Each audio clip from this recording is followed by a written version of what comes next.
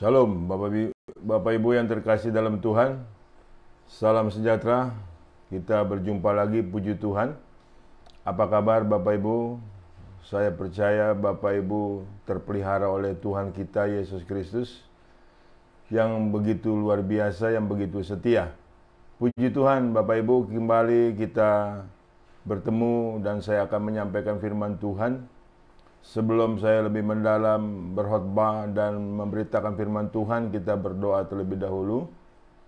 Terpujilah namamu Bapa Surgawi, Allah yang kami sembah. Di dalam nama Tuhan Yesus kami mengucap syukur atas kembali untuk boleh kami menerima firman-Mu, dan bersyukur atas kebaikan Tuhan, pemeliharaan Tuhan, perlindungan Tuhan yang sempurna. Sertai setiap kami ya Tuhan dengan kuasa-Mu. Kami percaya Engkau adalah Allah yang setia.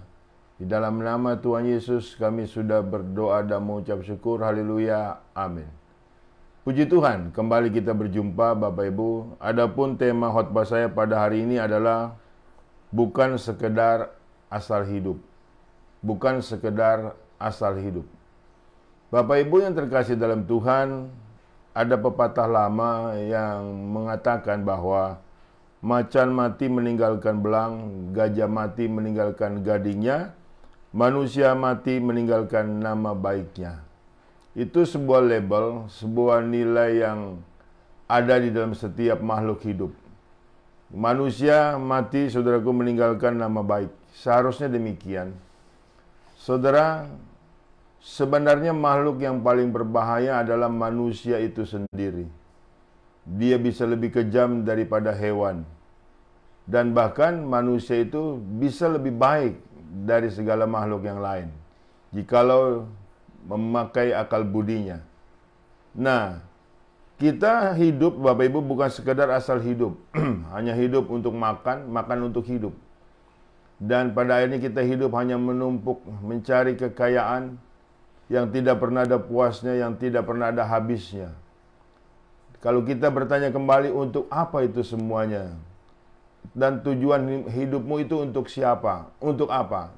Ini patut kita renungkan Bapak Ibu, agar kita hidup bukan sekedar asal hidup. Tetapi hidup adalah hal hidup yang bermutu. Hidup yang benar-benar berkualitas. Sebagaimana yang Tuhan kehendaki di dalam nilai kehidupan kita hanya untuk mempermuliakan nama Tuhan. Jadi kita perlu tahu, jangan salah sasaran Bapak Ibu tujuan kita hidup. Kalau salah sasaran bisa menyimpang dari hal kebenaran, sehingga muncullah nilai kepicikan, kebuasan, kekejaman, kesadisan. Dan pada akhirnya kita benar-benar gagal menjadi makhluk hidup yang Tuhan kehendaki. Ada beberapa hal yang perlu kita pahami Bapak Ibu mengenai kehidupan ini. Yang pertama, adanya kepedulian. Kita harus mempunyai adanya kepedulian atas sesama kita, atas kondisi-kondisi sesama kita. Kalau kita mati rasa di situ Bapak Ibu, lebih baik kita tidak hidup, karena akan membahayakan. Kita punya akal budi, kita punya kepintaran, kita punya hasrat, kita punya hawa nafsu. Wah, itu pasti tidak terkendali. Firman Allah mengatakan di dalam Roma 12 ayat 15-21, adanya kepedulian, dikatakan demikian. Bersukacitalah dengan orang yang bersukacita, dan menangislah dengan orang yang menangis. Hendaklah kamu sehati sepikir dalam hidupmu bersama. Janganlah kamu memikirkan perkara-perkara yang tinggi, tetapi arahkanlah dirimu kepada perkara-perkara yang sederhana. Janganlah menganggap dirimu pandai. Janganlah membalas kejahatan dengan kejahatan. Lakukanlah apa yang baik bagi semua orang. Sedapat-dapatnya, kalau hal itu bergantung padamu, hiduplah dalam perdamaian dengan semua orang. Saudara-saudaraku yang kekasih, janganlah kamu sendiri menuntut pembalasan, tetapi berilah tempat kepada murka Allah. Sebab ada tertulis, pembalasan itu adalah hakku.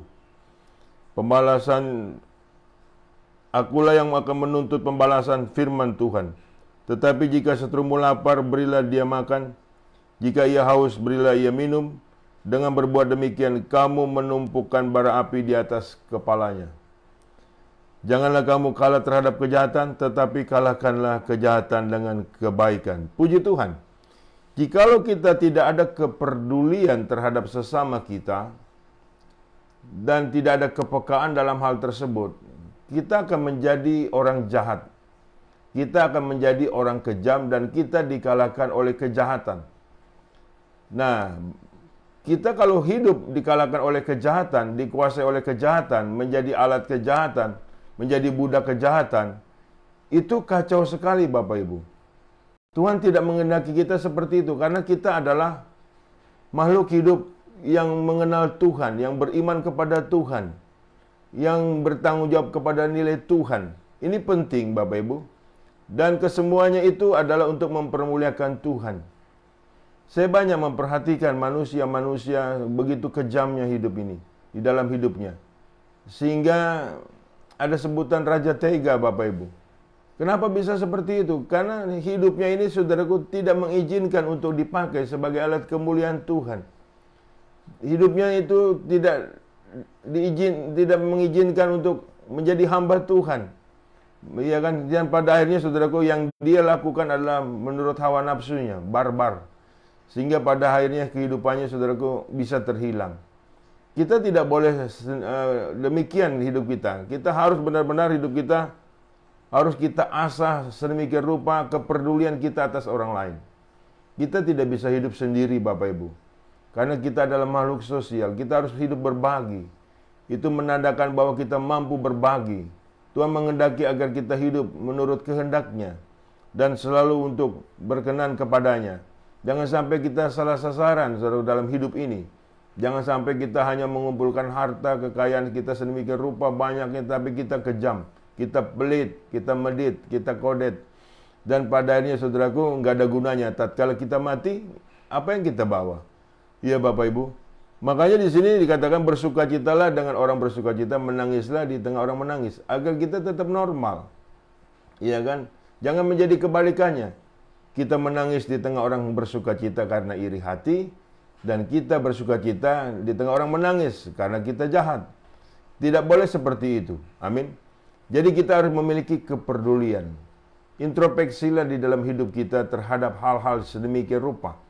Kalau kita sudah masa bodoh dengan hal-hal orang di sekeliling kita, itu bertanda kita akan mati rasa.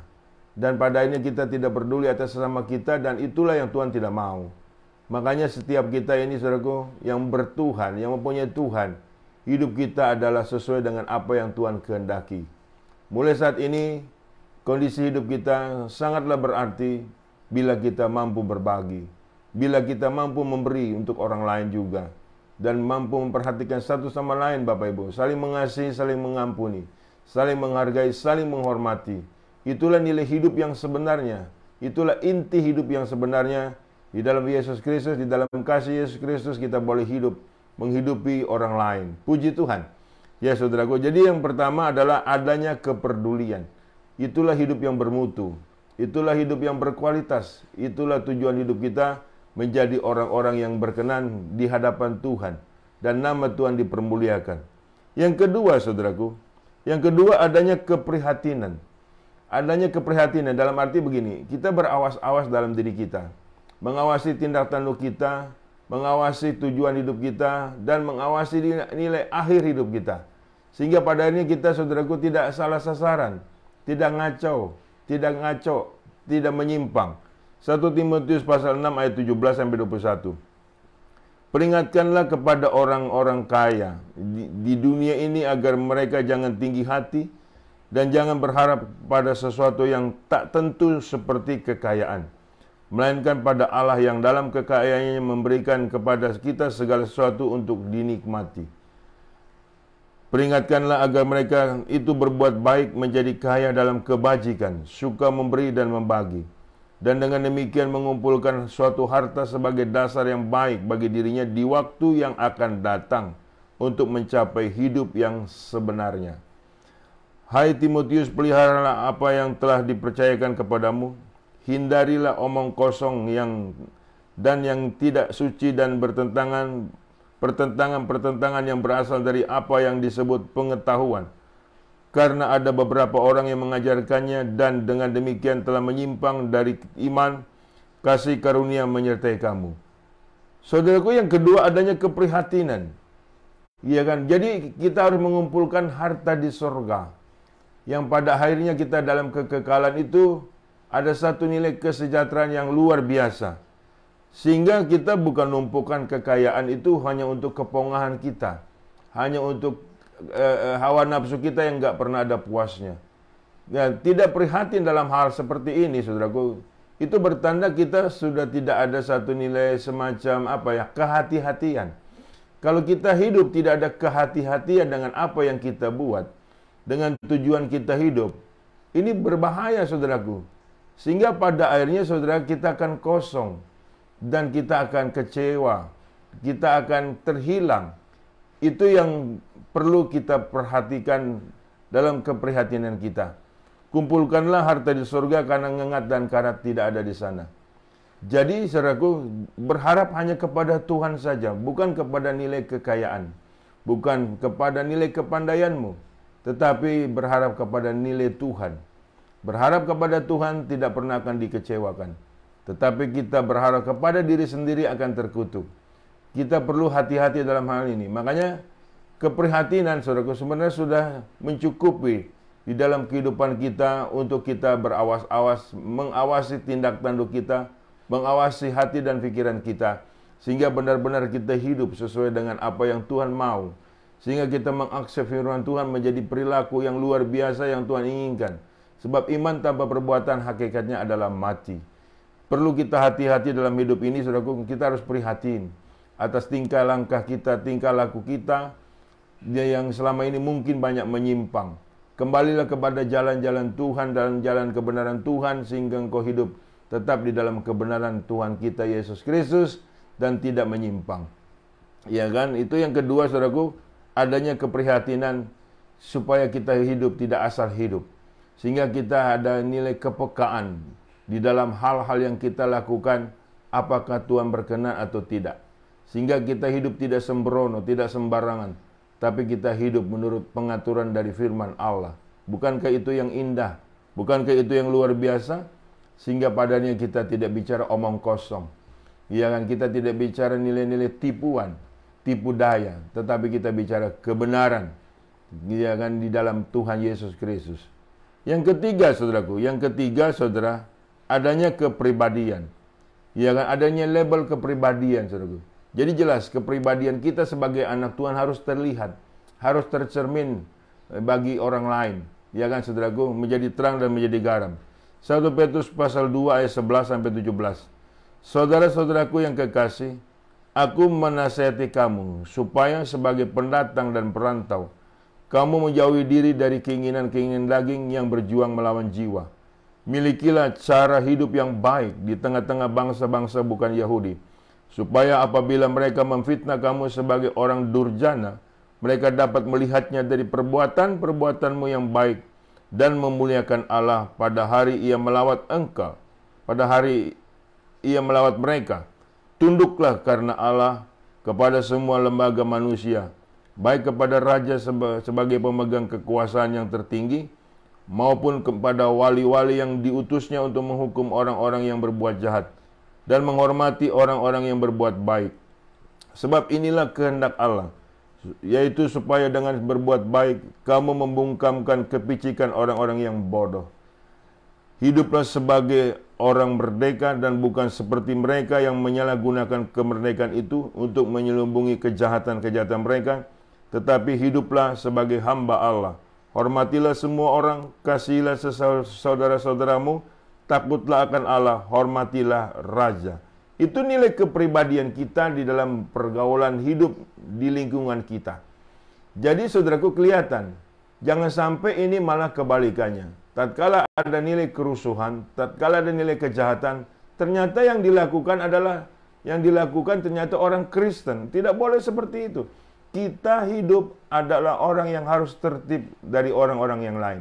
Itu nilai kepribadian kita. Sehingga dengan perbuatan-perbuatan kita yang baik, yang benar, yang tertib, dikenallah kita sebagai pribadi Kristus yang kita aksep sebagai nilai yang kutuk kita lakukan, saudaraku. Nah, inilah sedemikian rupa. Jangan sampai kepribadian Kristen malah bobrok.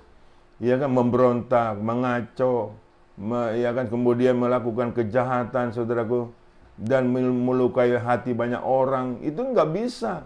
Itu kepribadian ini pribadi jahat, kepribadian yang konyol, yang tidak mempermuliakan Tuhan, yang pada akhirnya nama Tuhan dipermalukan.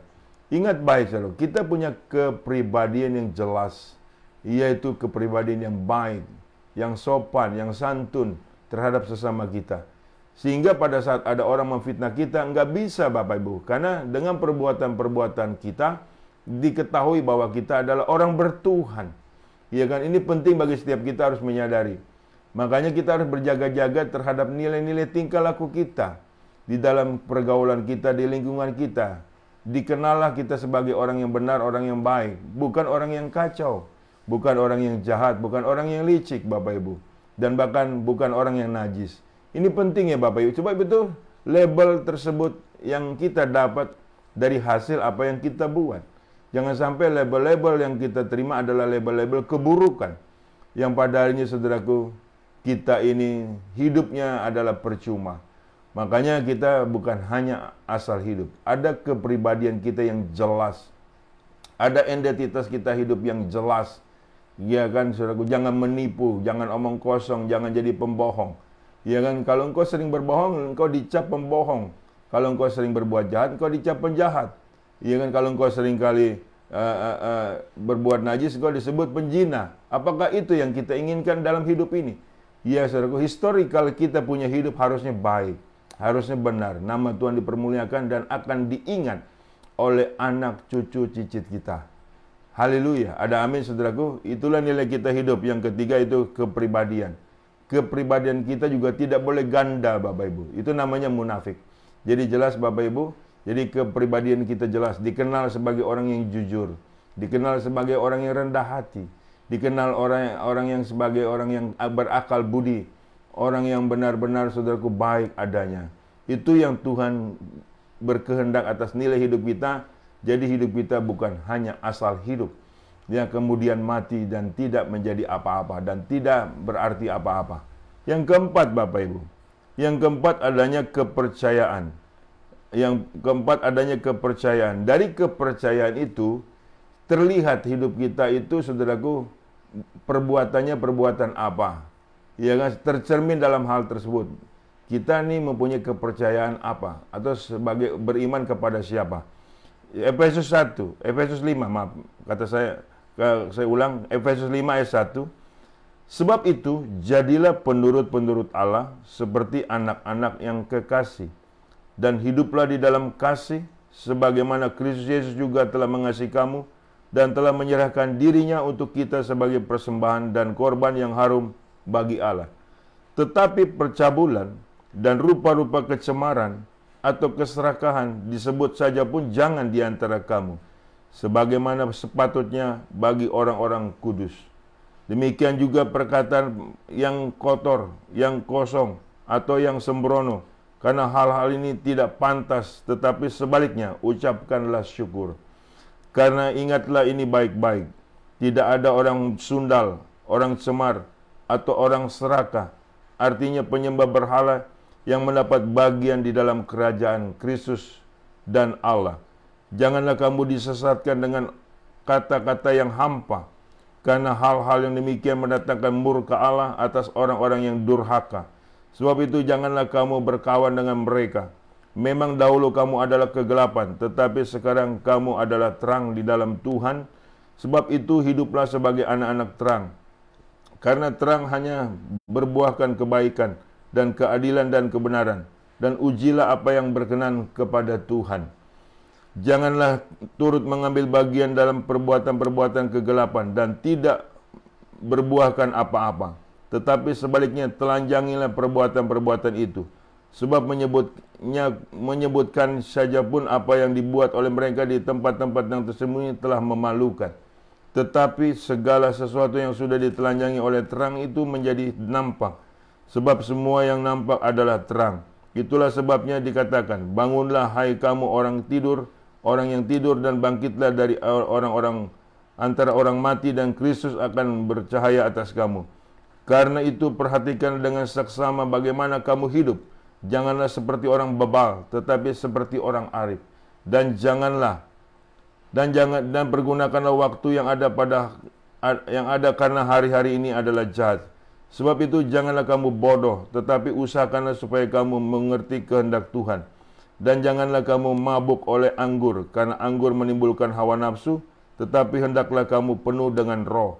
Dan berkata-katalah seorang kepada yang lain dalam bermazmur, kidung, puji-pujian dan nyanyian rohani. Bernyanyi dan bersoraklah bagi Tuhan dengan segenap hati. Ucapkanlah syukur senantiasa atas segala sesuatu dalam nama Tuhan kita Yesus Kristus kepada Allah dan Bapa kita. Dan rendahkanlah dirimu seorang kepada yang lain di dalam takut akan Kristus Yesus. Demikianlah Bapak Ibu, bagi kita yang memiliki nilai kepercayaan, hidup kita, saudaraku, akhirnya menjadi terang. Hidup kita, saudaraku, tidak ada dalam kegelapan. Engkau mengatakan mempunyai kepercayaan kepada Kristus Yesus, tapi hidupmu dalam kegelapan dan engkau tidak bisa membedakan mana yang dari Tuhan, mana bukan. Itu suatu nilai kebohongan, omong kosong. Saya banyak menyaksikan orang-orang Kristen masih memakai jimat-jimat, ya kan, masih melakukan nilai-nilai sinkretisme. Saudaraku, jadi bakal apa Anda hidup kalau demikian? Bakal apa memiliki kepercayaan yang luar biasa jika tidak diimplementasikan dalam kehidupanmu sehari-hari? Sehingga engkau mengekor kemana-kemana dalam kesesatan, dalam kegelapan, dalam kejahatan, dalam kenajisan, dalam hal menduakan Tuhan. Jadi kepercayaanmu untuk apa? Kita hidup harus mempunyai kepercayaan. Dalam kepercayaan itu yang kita pegang sebagai nilai tindak tanduk kita, sebagai nilai patokan hidup kita, itulah yang harus kita lakukan. Ya kan, banyak orang Kristen katanya percaya kepada Yesus Tuhan.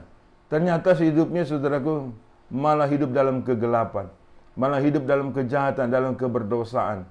Ya kan, jadi percuma kepercayaan yang engkau agung-agungkan itu, yang engkau dengung-dengungkan itu. Ya kan, itu hanya omong kosong Bapak Ibu. Ya kan, Tuhan tidak berkenan dengan hal tersebut.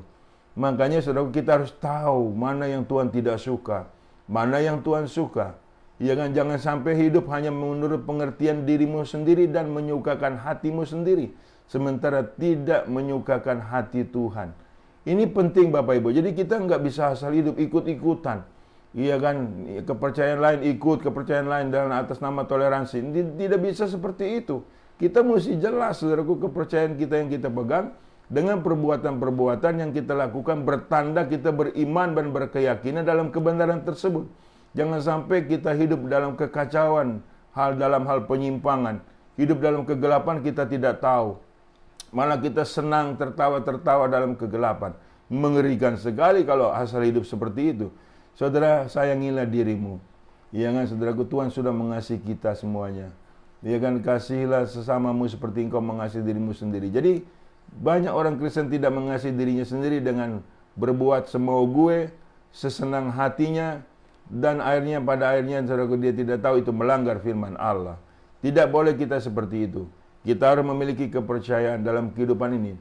Dengan memiliki kepercayaan dalam kehidupan ini, sehingga hidup kita percaya hanya untuk mempermuliakan Tuhan, tidak untuk mempermalukan Tuhan. Ingat baik-baik, saudaraku, banyak penyesat di sekeliling kita. Ingat baik-baik, benar-benar Bapak Ibu harus teliti, harus peka. Mana yang menyesatkan, mana yang tidak menyesatkan. Mana yang kebenaran dari Tuhan Yesus Kristus, mana yang bukan. Jangan sampai engkau ketipu dengan demikian. Ya kan, saudaraku, hati-hati dalam hidupmu. Jangan sampai melakukan yang menduakan Tuhan. Jangan sampai kita berkhianat atas iman kita. Dan itu membuktikan nilai kepercayaan kita. Kelakuan kita, perilaku kita adalah kepercayaan kita. Ya kan, kalau kita percaya beriman kepada Tuhan Yesus Kristus, dibuktikan dengan perilaku kita, sudah harus jelas. Yang terakhir Bapak Ibu, yang terakhir, yang kelima, dikatakan demikian, adanya keberdayaan. Adanya keberdayaan. Di dalam Efesus pasal 2 ayat 10. Karena kita ini buatan Allah, diciptakan dalam Kristus Yesus untuk melakukan pekerjaan baik yang dipersiapkan Allah sebelumnya. Ia mau supaya kita hidup di dalamnya. Jadi kita diciptakan itu, Bapak Ibu, ada maksud Tuhan. di dalam diri kita yang dari semula Tuhan sudah rancangkan untuk kita lakukan, untuk kita kerjakan. Nah, kalau di sini kita tidak mengerti untuk apa kita hidup, akhirnya kita asal-asal kita hidup, berbahaya. Jadi seperti hewan, pada akhirnya hidup hanya untuk makan, makan untuk hidup, kemudian mati. Kita tidak demikian. Dikatakan karena kita ini buatan Allah. Dia kan diciptakan dalam Kristus Yesus untuk melakukan pekerjaan baik. Dengan demikian hidup kita adalah menjadi alat kebaikan Tuhan. Bukannya alat kejahatan. Bukannya alat kenajisan. Iya kan, bukannya alat nilai kegelapan, kuasa kegelapan. Bukan. Kita hidup ini adalah buatan Allah, diciptakan dalam Kristus Yesus untuk melakukan pekerjaan baik yang dipersiapkan Allah sebelumnya. Satu nilai yang indah Bapak Ibu. Jadi ada maksud Allah kita hidup di dunia ini. Ada maksudnya. Ada tujuannya untuk kita hidup di muka bumi ini. Perhatikan baik-baik. Harus benar-benar saudaraku kita menjadi alat kemuliaan Tuhan. Yang dipersiapkan Allah sebelumnya. Ia mau supaya kita hidup di dalamnya. Jadi kita hidup di dalamnya harus utuh. Yang sudah dipersiapkan oleh Tuhan, supaya kita hidup adalah sesuai dengan kehendak Tuhan, sesuai dengan rancangan Tuhan, sesuai dengan ide Tuhan, sesuai dengan jalan Tuhan sebagai alat kebenaran Tuhan. Jadi ingat baik, kita tidak hanya asal hidup. Ya kan Bapak Ibu, sehingga kita akhirnya bisa terhilang kalau kita tidak wanti-wanti dalam hidup ini. Saya percaya firman Allah ini tidak pernah kembali dengan sia-sia. Kita hidup sebagai manusia yang beriman sudah harus jelas tujuannya, untuk siapa, untuk apa, dan akhirnya bagaimana. Amin saudaraku. Saya percaya Bapak Ibu diberkati dengan firman Allah yang tadi sudah saya beritakan. Karena firman Allah tidak pernah kembali dengan sia-sia. Lain perkara kalau Bapak Ibu menyia-nyiakan firman Allah, itu bukan urusan saya. Mengingat ada resiko masing-masing, ya kan, itu adalah resiko kita semuanya. Saya berharap Bapak Ibu tidak mengambil resiko yang untuk menyimpang dari firman Allah, tetapi benar-benar ingin menjadi pelaku firman Tuhan. Dan itulah iman kita yang hidup, yang menghidupkan kita. Karena kita hidup adalah karena kita percaya kepada Yesus Kristus. Saya berdoa untuk kita sekalian. Terpujilah namamu Bapa Surgawi, dalam nama Tuhan Yesus. Kami diciptakan, ada maksud dari Tuhan, ada tujuan dari Tuhan dari semula, yaitu untuk melakukan apa yang Tuhan kehendaki, yang benar, yang baik, yang mempermuliakan Tuhan. Sehingga kami bisa mengerti akan nilai kehidupan ini yang bermutu, yang berkualitas. Sehingga hidup kami tidak asal-asalan. Hidup kami benar-benar sesuai dengan apa yang Tuhan inginkan. Sehingga kami hidup selalu dalam rancangan-Mu yang penuh damai dan sejahtera. Terima kasih Bapa. Roh Kudus memimpin setiap hidup kami sesuai kehendak Bapa Surgawi. Dalam nama Tuhan Yesus, Tuhan memberkati jemaat-Mu dimanapun mereka berada. Tuhan jamah mereka, Tuhan pulihkan mereka, Tuhan sembuhkan mereka yang sakit. Tuhan menguatkan mereka yang lemah, Tuhan memberikan pengharapan kepada yang berputus asa. Dalam nama Tuhan Yesus, aku sudah berdoa dan mengucap syukur. Haleluya. Amin. Bapak Ibu yang terkasih dalam Tuhan, terimalah berkat dari Allah Bapa. Di dalam cinta kasih Tuhan kita Yesus Kristus, di dalam persekutuan dengan Roh Kudus yang selalu menyertai kita. Mulai dari saat ini sampai Maranatha, Tuhan datang kali yang kedua menjemput kita dalam kemuliaannya, dan kita pun layak menerima kemuliaan Tuhan dari kekal sampai kekal. Haleluya. Amin.